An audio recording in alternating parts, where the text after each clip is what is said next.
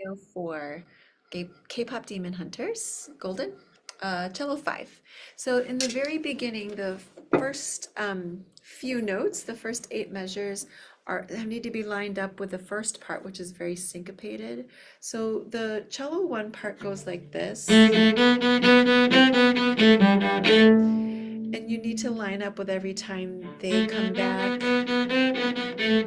to this A. So I'm going to count 1, 2, 3, 1. And on every one, you're going to change your note from one measure to the next.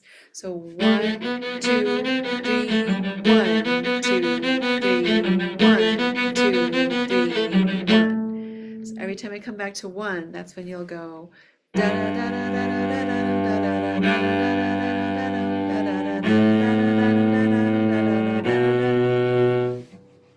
Okay, so that's how that lines up with the first cello part. So when you listen to the recording, to the play along video, just make sure that you hear, it's hard to hear because it's a little bit of an electronic sound, but try to hear where that lines up and see if you can be right in time with it. That's probably the hardest thing to put together in this piece. Okay, the slap, the X notes, slap here, here, anywhere. Just slap anywhere that makes a big noise. Okay, and then at letter A, we have 12/8 time, which means that the dotted quarter note gets the beat.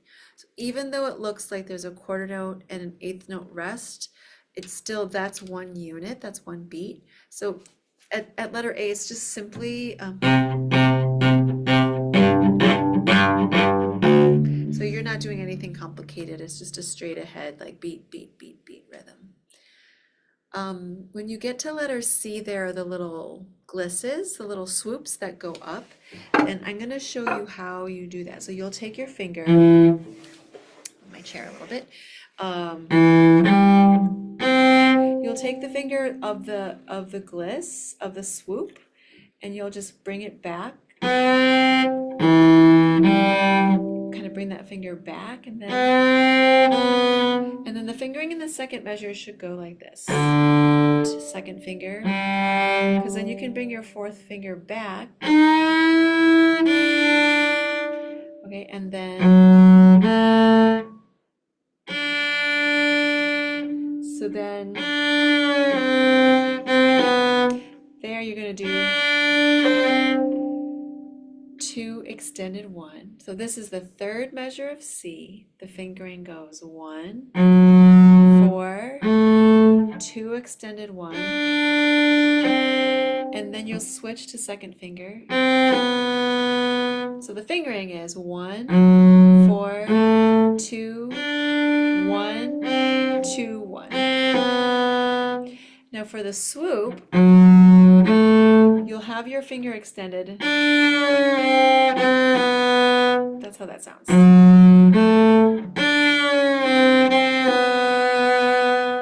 So all together, C will sound like this. And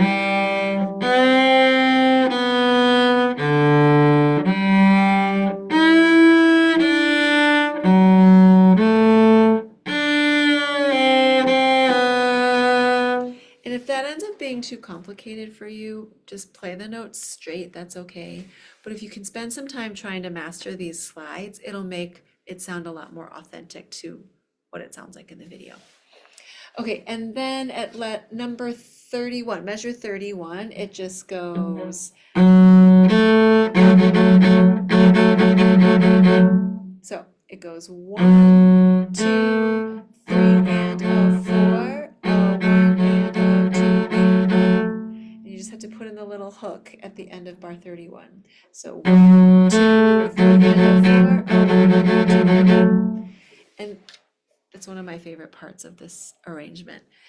And then it goes, there's all this like kind of like drum sounding, and one of the other parts is doing the whole thing, and you're just joining in at the end to give it some extra punch. Okay, letter D again, just right on the beat. 1, 2, 3, 4, 1, 2, 3, 4, 1, 2. And since this is pop music, you don't really need to vibrate a ton. You just kind of play it straight on any of it. I'm not really we don't have to do huge, just these kind of sounds are fine for pop music. 2 before F, there's an N. It stands for niente, Niente. It's Italian for like nothing. So you're going to let that note decrescendo to nothing. And then you've got a fortissimo Bartok pitch. So it's the circle with the stick going up. That's Bartok pitch. If the stick were going down, that would be thumb. But the stick is going up, so it's Bartok pitch. Bartok. Bela Bartok was a composer, was one of the first people to put this into classical notation. So he made up this sign. So we call it Bartok pitch. I think he made up the sign at least. You take your finger and you pinch the C string like this. I'm holding my finger so you can see it. I'm actually pinching the string, and then I pull the string up so that it slaps against the fingerboard. And sometimes it's called slap pits or snap pits. You don't want to do it to the side, like pull to the side, or you could actually pull your C string off the bridge. So you want to make sure to pull up. Okay, don't pull, and then our normal pizzicato motion is this way. You don't want to do that. You'll pull your string off the bridge, but you want to pizzicato up. Okay, and then when we get to letter F, the fingering should be with the pickups. You'll do 2 G's, and there's a little grace note. I would do that second finger to fourth finger, and then shift for the E sharp grace note. And I know E sharp seems like it should just be F, but here it's better to put E sharp, because if it was F, it would say F natural, then F sharp, and there'd be all these accidentals, and it would look more confusing. So this is one of the situations where E sharp is a lot cleaner.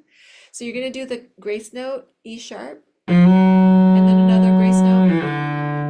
And it's just to mimic the voice.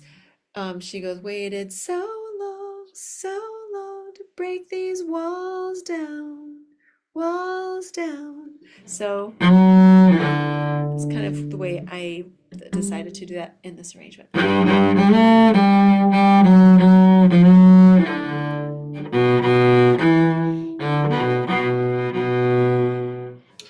So that's how that goes.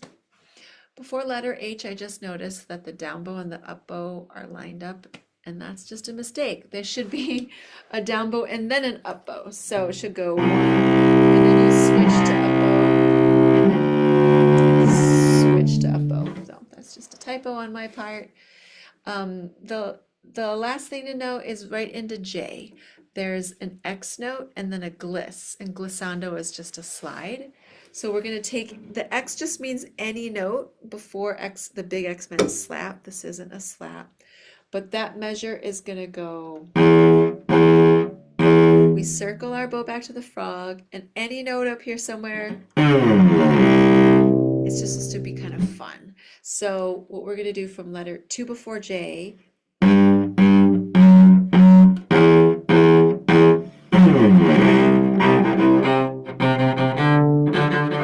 and then here circle. So that's how those glisses work. And then again at the end of the piece, the second to last note is an A, down bow and up bow, and then slap to end the piece. And that's it for this one.